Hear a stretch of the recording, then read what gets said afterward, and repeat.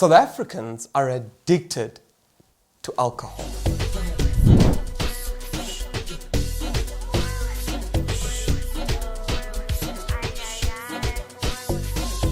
The World Health Organization says South Africa has one of the highest rates of alcohol consumption in the world. Chronic alcohol abuse can lead to a wide range of health issues: liver failure, cardiovascular disease, pancreas, cancers, immune system. Your health issues can stem from an alcohol addiction. How much does alcohol actually cost the South African government? South Africa was ranked 6th when it comes to the world.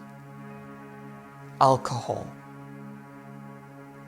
I believe people in this country use alcohol as a coping mechanism because the state of our government is so poor that many of our people need to cope. Now, this didn't just start today. In the apartheid era, the apartheid government used to allow for alcohol taverns, shebeens to be opened in each and every corner of our country. They didn't regulate it. In fact, they actually wanted majority of the people to continue abusing alcohol. Majority of our people spend time drunk. Majority of our people actually used alcohol to cope with the apartheid system. Many years later, we find that the government is still doing the same thing, ensuring that in our townships, our rural areas, there are taverns everywhere to ensure that people are always drunk.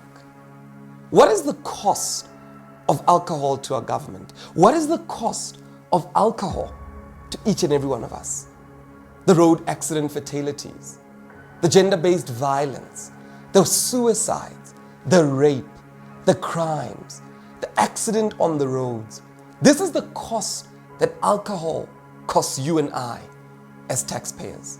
But far beyond that, our healthcare system, our hospitals, our clinics, we spend so much money curing issues that come from alcohol abuse.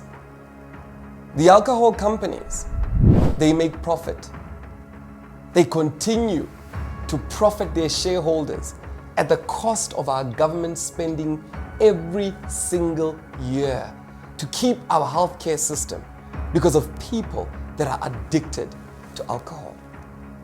Many of the times, the way that alcohol is marketed, the way it's accessible in the township areas, a lot of the times people run into this addiction because it is the only thing that they have access to.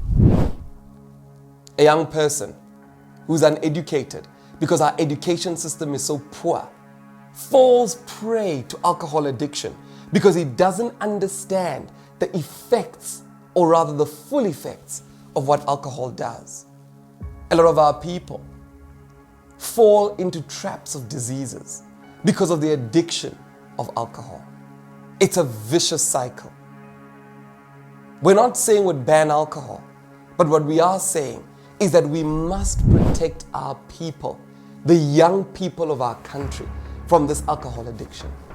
Recently, we had the Premier of Gauteng come out to celebrate a new imagined tavern, that he plans on opening up taverns in the townships. We're talking about townships without libraries. We're talking about townships where young people are dropping out of school because the facilities don't exist. We're talking about townships where we've got crimes that are happening on a daily basis. And he's proud to open up taverns. These are the same types of things that actually cause our country not to move forward. Politicians that don't understand the needs of the community and society, that continue to give them access to these things, that in actual fact just come back and burden our fiscus, burden our nation. We need to relook at these things. Instead of opening up taverns in townships, we should be opening up libraries. We should be opening up innovation hubs. We should be opening up systems that allow young people to dream and create from our economy. Instead of using tricks that were used by the apartheid government to numb the pain, to make people forget, we should be reversing that process and ensuring that those systems work for our people. I ask again, does this government care that we rank the highest when it comes to alcohol addiction? Or does it work to their favor?